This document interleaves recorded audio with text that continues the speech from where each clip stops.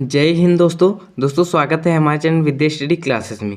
आज की इस वीडियो में हम लोग लाए हैं कक्षा 10 वालों के लिए विषय विज्ञान का सामाजिक विज्ञान का प्री बोर्ड परीक्षा 2025 के लिए मॉडल पेपर, ठीक है ना। तो इस वीडियो में हम इसको पूरी तरह से कंप्लीट करेंगे, ठीक है ना। तो ये एक स्कूल में आया हुआ पेपर है, तो यही ऐसे ही प्रश्न आप लोगों के एग्जाम में मिलते जुलते आएंगे, ठीक है ना। तो देखिए यहाँ पास आप लोगों को नोट पढ़ लेना है, यहाँ पास अपना अनुक्रमांक डालना है, यहाँ पास नाम डालना है। पूर्णांक आपका 70 होने वाला है और समय आपको 3 घंटा 15 मिनट, ठीक है ना। अब हम लोग देखते हैं खंड का बहुविकल्पी प्रश्न। तो खंड का बहुविकल्पी प्रश्न में पहला नंबर प्रश्न है, जाल वेराइन नामक शुल्क संघ की स्थापना कब हुई थी। देखिए अगर आप लोगों को साफ नहीं दिख रहा है तो आप लोग 360 में देखिएगा, ठीक है ना। तो इसका सही ऑप्शन हो जाएगा आपका ऑप्शन नंबर ए जो है 1834 ईस्वी, ठीक है ना। 1834 ईस्वी यही आपका सही हो जाएगा। फिर यहाँ पास प्रश्न नंबर 2 है, बहुत ही इंपॉर्टेंट क्वेश्चन है, ठीक है ना। आपकी प्रश्न जो है आपके एग्जाम में फंस सकता है ये। यहाँ पास क्या कह रहा है, महात्मा गांधी दक्षिणी अफ्रीका से भारत वापस आए, कब आए।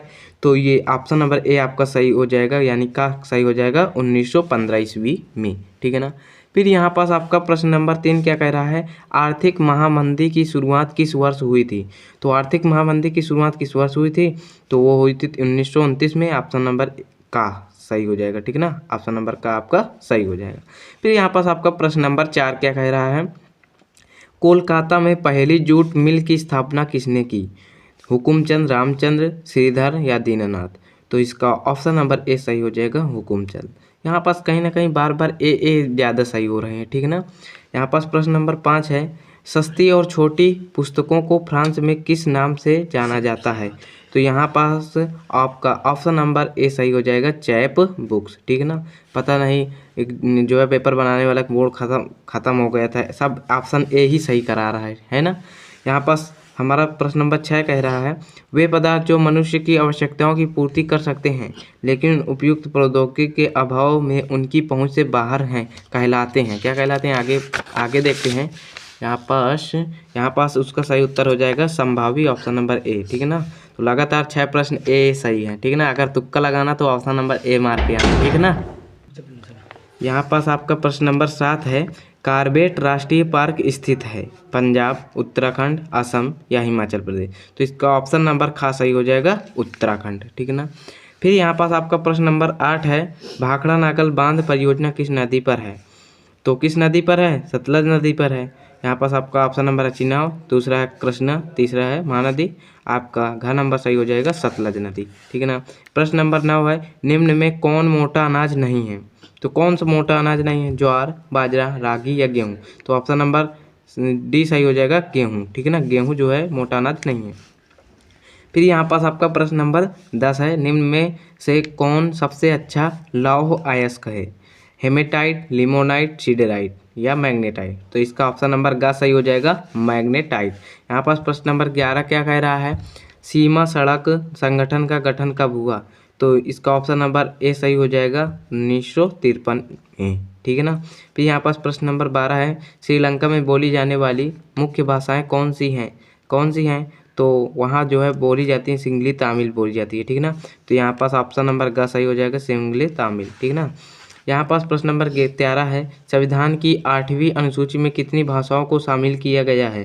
तो संविधान की जो है 8वीं जो अनुसूची थी उसमें जो है 22 भाषाओं को शामिल किया गया था, ठीक है ना। यहाँ पास 18, 20, 21 या 22। हमारे पास ऑप्शन नंबर घ सही हो जाएगा 22, ठीक है ना।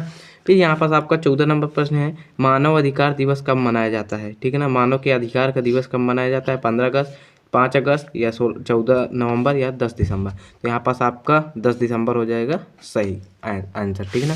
फिर यहाँ पास आप लोग देखते हैं 11 नंबर प्रश्न। 15 नंबर प्रश्न है। 15 नंबर प्रश्न कह रहा है, निम्नलिखित में से किस देश में एक दलीय व्यवस्था है। तो जो है एक दलीय व्यवस्था चीन में ही है, ठीक है ना। तो यहाँ पास ऑप्शन नंबर का सही हो जाएगा चीन, ठीक है ना।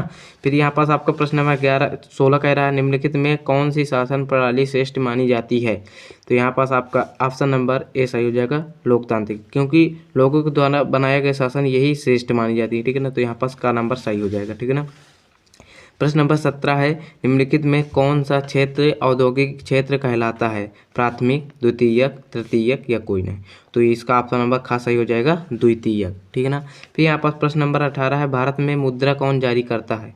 तो मुद्रा यानी जो पैसा होता है कौन जारी करता है? केंद्र सरकार, आरबीआई या रिजर्व बैंक या राज्य सरकार। तो आप लोग देखते होंगे जब उसमें जो है नोटों में लिखा रहता है ना आरबीआई, तो यहाँ पास आरबीआई के द्वारा जो है जारी की जाती है, ठीक है ना। यहाँ पास प्रश्न नंबर 19 है, विश्व व्यापार संगठन का मुख्यालय कहाँ है? तो विश्व व्यापार संगठन का जो है मुख्यालय वो न्यूयॉर्क में है, ठीक है ना। तो यहाँ पास आपका ऑप्शन नंबर ए नई दिल्ली, ये नहीं होगा, जिनेवा, बीजिंग। इसका यहाँ पास ऑप्शन नंबर घ सही हो जाएगा वो न्यूयॉर्क, ठीक है ना। फिर प्रश्न नंबर 20 है, उपभोक्ता संरक्षण अधिनियम कब पारित किया गया? 1983 में, 1984 में, 1985 में या 1986 में। तो इसका ऑप्शन नंबर घ सही हो जाएगा 1986 में, ठीक है ना। अब यहाँ पास आपका जो है वर्णात्मक प्रश्न नंबर 1 आ जाता है, उत्तर सीमा 80 शब्द में आपको लिखना है, ठीक है ना। तभी आपको जो है इनके जो है नंबर मिल पाएंगे। यहाँ पास 21 नंबर प्रश्न है, रेशम मार्ग सिल्क रूट में से पूरा विश्व आपस में कैसे जुड़ा? 3 उदाहरण देकर स्पष्ट कीजिए। इसके आपको मिलेंगे 4 नंबर। अगर ये प्रश्न आपको नहीं आ रहा है तो आपको अथवा में भी दिया गया है, ब्रिटेन में महिला कामगारों ने स्पिनिंग जेनी का विरोध क्यों किया? ठीक है ना, इसके बारे में आप लिख सकते हैं। इसके भी आपको 4 नंबर मिल जाएंगे, ठीक है ना। फिर यहाँ पास 22 नंबर प्रश्न है, ऊर्जा संसाधनों के संरक्षण के 3 उपाय बताइए, या अथवा में दिए गए उद्योगों की अवस्थिति को प्रभावित करने वाले 3 मानवीय तथा 3 भौतिक कारक लिखिए। ध्यान रहे ये आपको 80 शब्दों में लिखना है, ठीक ना। फिर प्रश्न नंबर 23 है, जीवन के उन विभिन्न पहलुओं का जिक्र कीजिए जहां भारत में स्त्रियों के साथ भेदभाव होता है, ठीक ना। तो इस पर अपने शब्दों में भी आप लोग लिख सकते हैं, ठीक ना। तो अगर ये नहीं आ रहा है तो अथवा में दिया गया है। अथवा में क्या है? अथवा में है, राजनीतिक दलों को किन किन चुनौतियों का सामना करना पड़ता है, इसको कर सकते हैं। इसके भी आपको मिलेंगे 4 नंबर, ठीक है ना। फिर प्रश्न नंबर 24 है, उपभोक्ताओं का बाजार में किस प्रकार शोषण होता है? किन्हीं 4 करोड़ों को तथ्यों द्वारा समझाइए, ठीक है ना। इसके भी आपको मिलेंगे 4 नंबर, ठीक है ना। फिर यहाँ पर अथवा में दिया गया है, मुद्रा के प्रयोग से वस्तुओं का विनिमय कैसे सरल हो जाता है, इसके बारे में आपको लिखना है। इसके भी आपको 4 नंबर मिलेंगे। इन 2 में से कोई एक करना है, ठीक है ना। फिर यहाँ पास वर्णात्मक नंबर 2 आ जाता है, उत्तर सीमा 150 शब्दों में देना है, ठीक ना। 150 शब्दों में देना है, तभी आपको 6 नंबर मिल पाएंगे, ठीक है ना। प्रश्न नंबर 25 है, असहयोग आंदोलन क्यों प्रारंभ हुआ? आंदोलनकारियों के 4 कार्य लिखिए, इसको लिख सकते हैं। या अथवा में दिया गया, फ्रांसीसी लोगों में सामूहिक पहचान की भावना पैदा करने के लिए फ्रांसीसी क्रांतिकारियों द्वारा उठाए गए किन्हीं 4 कदमों का वर्णन कीजिए, इसको लिख सकते हैं या इसको लिख सकते हैं। ध्यान रहे 150 शब्दों में लिखना, तभी आपको 6 नंबर मिल पाएंगे, ठीक है ना। फिर यहाँ पास प्रश्न नंबर 26 है, भूक्षरण, ठीक है ना। भूमि क्षरण से आप क्या समझते हैं? भूक्षरण के लिए कौन कौन से कारक उत्तरदायी हैं? भूक्षरण को नियंत्रित करने की कुछ विधियां लिखी है, इसके भी आपको मिलेंगे 6 नंबर, ठीक है ना। इसको आप अपने शब्दों में बहुत अच्छे से बयां कर सकते हैं, ठीक है। भूक्षरण यानी जो भूमि का क्षरण होता है कैसे होता है, ठीक है ना। फिर यहाँ पास अथवा है, भारत में सड़कों को उनकी क्षमता के आधार पर वर्गीकृत कीजिए, प्रत्येक के बारे में लिखिए। इन 2 में से एक कोई कर लेना। फिर यहाँ पास प्रश्न नंबर 27 आता है, संघात्मक शासन क्या है? किन्हीं 5 विशेषताओं को लिखिए जो भारत को एक संघीय देश बनाते हैं, ठीक है ना। या ये नहीं आ रहा तो अथवा में दिए गए राजनीतिक दल से आप क्या समझते हैं? राजनीतिक दलों की क्या विशेषताएं हैं, इसको लिख सकते हैं। फिर प्रश्न नंबर 28 है, वैश्वीकरण क्या है? वैश्वीकरण के 2 सकारात्मक और 2 नकारात्मक प्रभाव लिखिए, ठीक है ना। फिर यहाँ पास अगर ये नहीं आ रहा है तो आप लोग अथवा में लिख सकते हैं, उपभोक्ता के अधिकारों को लिखिए, प्रत्येक अधिकार पर कुछ वाक्य लिखिए, इसको कर सकते हैं, ठीक है ना। फिर यहाँ पास प्रश्न नंबर 29 आ जाता है आपको, मानचित्र में जो है मानचित्र संबंधी प्रश्न आ जाता है। ये 10 नंबर का आपको होने वाला है, इतिहास प्लस भूगोल दोनों का है, ठीक है ना। तो यहाँ पास देखिए का नंबर है, निम्नलिखित स्थानों को भारत के दिए गए रेखा मानचित्र में दर्शाइए। इसके आपको एक एक नंबर के जो है 5 प्रश्न है, जिसको आपको मिलेंगे 5 नंबर, ठीक है ना। फिर यहाँ पास हम लोग देखते हैं, पहला नंबर है, वह स्थान जहाँ सूती मिल श्रमिकों ने सत्याग्रह किया, ठीक है ना।